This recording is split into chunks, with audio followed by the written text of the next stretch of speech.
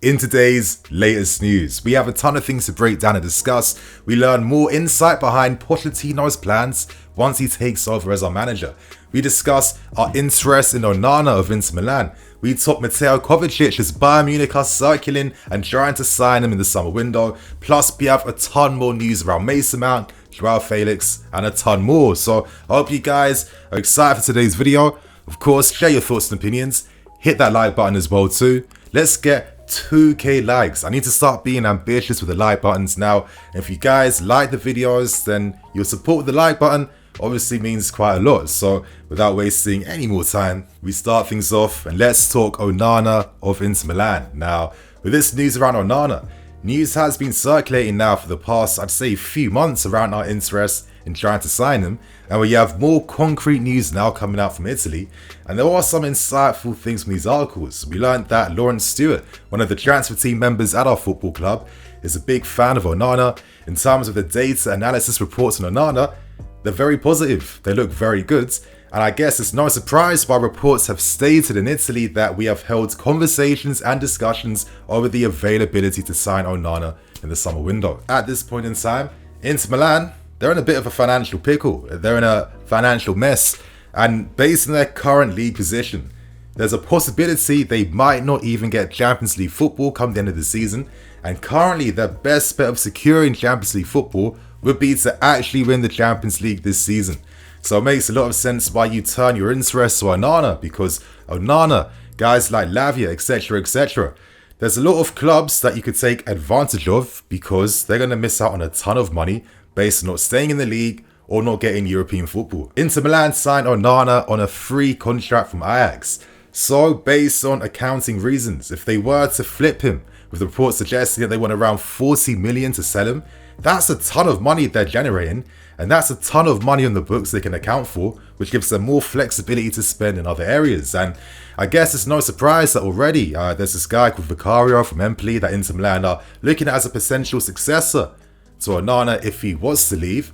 So right now I'm starting to get an idea that there's a possibility that we could do business. But if we want to do business, there's one thing Inter Milan have said no to categorically. They don't want to do any player exchanges. We asked about Kepa being an exchange for Onana. They said no.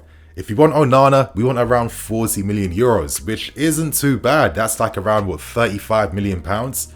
Not too crazy. And then it gets you thinking about other players that Inter Milan have had historic interest in. You're looking at Loftus-Cheek and you're looking at Trevor Chalobah. Chalobah was very close to signing for Inter Milan on loan last season. There was massive interest there. Inter saw Chalobah as the successor to Skriniar, and I think that's for very good reason. And I think there's no surprise really that many top 8 teams and many European clubs are looking at Chalobah because this guy is a very good all-round player.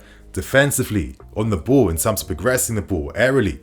And the stats really reflect this too. So it's another example of the talent that our club continues to produce, and it gets you thinking, we need to sell players, we have to move them on.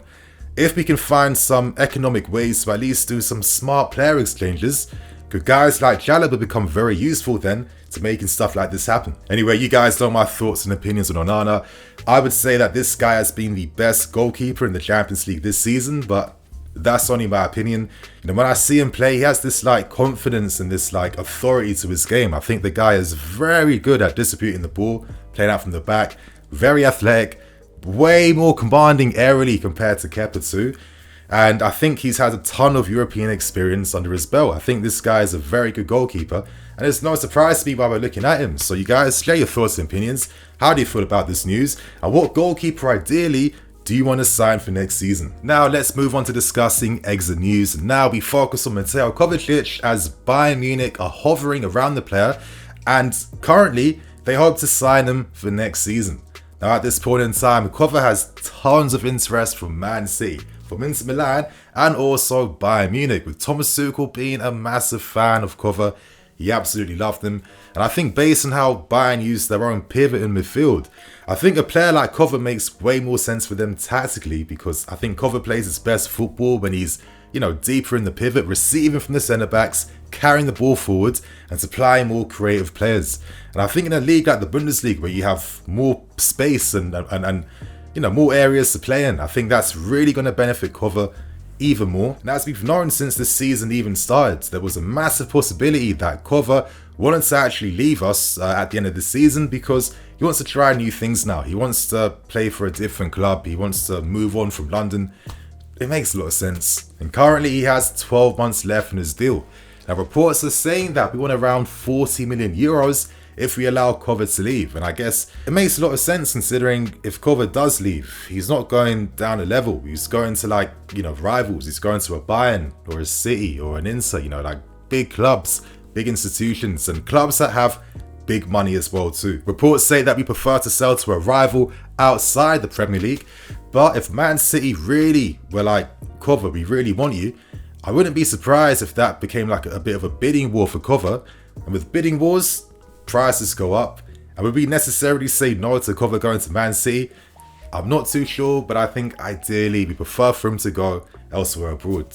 Right now, listen, Covert's been a very type of mixed player for me. Like when we first signed him, he had criticism under Sarri, but I felt like he's playing in his wrong position. He isn't an offensive number 8. Under Frank Lampard, we saw like what he could really do. He had a great season. And I felt like, okay, this is why it was a good thing to keep him here for another season to see what he can really do. And I think he does have his strengths. I think if you want to play like a short passing possession style game, then this guy is going to shine. But I think currently with other players and personnels and profiles we have in this team, I just feel like profiles like Covert don't complement the other players to the highest level. And I think that all these like slow possession players could be phased out now, because I think if you want to play this like 4-3-3 attacking like high intense dynamic football, I don't know if Covert is necessarily needed to play a football style like this. So it does make sense for him to move on now. So that's only my thoughts and opinions. Share yours. Would you be upset if Matteo was to leave at the end of the season? So right now, let's move on to discussing Pochettino and his plans he has as our new manager. It's not going to be a very long story, but we have some interesting observations and insights coming out from multiple reports. And in terms of squad building, it seems like certain players that we believe would be phased out quickly, aka Christian Pulisic, these guys might have another opportunity now to get a new lease of life and new opportunities. And I think in the case of Pulisic, Pochettino is a fan. And I think in terms of how Pochettino likes his teams to play, how he likes to have like inverted wingers that can play close to the striker, that have goal threat, that can run in behind, that have those like attacking instincts. Pulisic is a player that definitely has that. So let's say you had Mudryk and Pulisic down the left-hand side.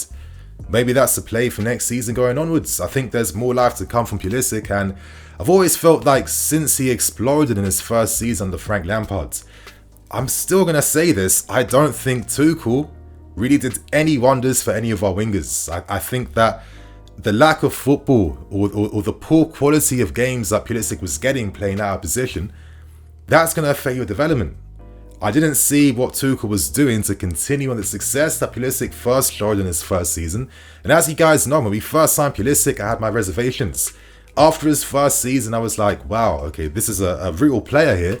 So it has been a bit of a shame that he hasn't been able to consistently find that same level. But outside of injuries, I don't think it's necessarily always his fault. Let's not forget the big goals he scored against Real Madrid, the goals he scored during lockdown, during the 1920 season to help us get Champions League football. Like he was doing that at a much younger age. And, Pulisic, Havertz, all these guys, I feel like we've really stagnated the development for so many young players at this football club.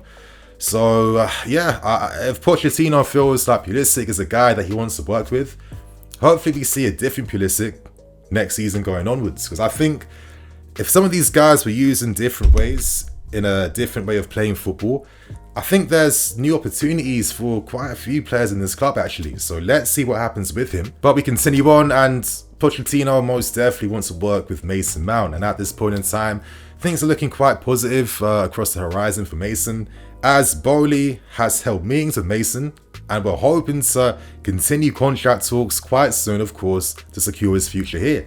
Bowley sees Mount as a very, important, influential player, and obviously if Pochettino is like, this is a guy I want to work with, and with the football Pochettino plays, I mean, come on, it's quite obvious that Mason Mount complements that, and it's going to be very useful to have for that type of football. It would be silly if he was to go, considering the fact that Mount isn't asking for Koulibaly or Sterling wages. He just wants a better deal that reflects his importance and his value over the past few seasons. And I've always said this consistently. I see nothing wrong with that. Like, I'm not really one of those guys that cares too much about what players are doing to negotiate better deals for themselves. Like, who am I to tell another man that you can't earn this money when I'm not even like in the industry, if you know what I mean. Right now, Mount is recovering from surgery that he's getting. I think it's the right move. He wants to get ready for the new season. He wants to be, fresh and fit for pre-season under Pochettino too. So it's the best time to get the surgery. And as I've kept saying too, reports have consistently said that contract talks will continue as the season is coming to an end. And obviously during the time where nothing's happening, this is going to be the window of opportunity for interested parties to announce themselves and make their intentions clear. It's good business sense. It's very strategic. You're going to understand the offers you can get, and you can present that back to our boards and hopefully come to an agreement, because both parties want to remain here, and I feel positive that something is going to happen. And obviously, as we know with Lukaku has been offered an opportunity to return back. We still don't know yet if he wants to accept the offer, but I really think it's going to be determined by whether Inter Milan can afford to keep him and have him remain at Inter Milan. I think if they miss out on Champions League football next summer, boom. I don't think they can afford to keep him, and I'd expect Lukaku to have to come back. So it's not a simple situation where we can just be like, listen, Lukaku, listen, you're either coming or you're going, because if Inter Milan can't keep him, and if Lukaku didn't want to come back, who else can really sign him? This is where things get a bit techie right now. Reports have stated today that we hope to hold discussions with Lukaku at the end of the season. And that makes the most sense, because by the end of the season, we're going to understand what happens with Inter Milan. Are they going to get Champions League football? If they do, it means they have more money to play with. And if Lukaku, who is really having a bigger impact now as the season is coming to an end, which of course is due to the fact that he is getting fitter and he's getting stronger, I don't think Inter Milan could easily just dismiss his qualities if he continues to prove his influence as the season comes to an end. So there's still many variables that have to be decided first, and many conclusions that have to come before we can really understand what is happening with Romelu Lukaku. But I do think in terms of his mobility, experience in the Premier League, I don't think Pochettino is going to use him like a target man, because Lukaku's never been a Drogba or a Ibra style type of player. And I think every manager that's kind of used him there has been really stupid in my opinion, and you've absolutely wasted him. He's a mobile guy. If you can't use someone like this, then I don't know what your ideas are really. As I'm saying, there could be new opportunities now for many players here, and we have a player in Lukaku who right now is easily our best striker, our most clinical player, and it's going to be hard to sign a top class striker in the summer. Like, we don't even know how much money Napoli would want for Osimhen, but you know that it's going to give you a massive headache when you see the amount of zeros at the end. So right now, my friends, let's end things with a final story. And we end things by discussing Joao Felix and his future. Now, recently, Felix hasn't started in the past 3 games. It's not looking too good. But right now, he feels very settled in London. He likes playing for the club, and ideally, he would like to remain here. But he has to understand from Pochettino what plans he has for Felix. How is he going to be used? Is he going to get the game time? Obviously, with all the wingers and attacking mids and the fact we want to sign new strikers again in the summer, there's only a finite amount of space for attacking players. So Felix, of course, has to make sure that there's a real future for him if he decides to remain here. But I think realistically though, the solution for Felix could be an interesting one.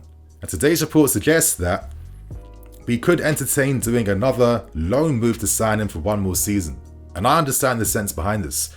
Number 1, I think it was very naive from all of us, including myself, to think that Felix can come here and single-handedly fix an attack.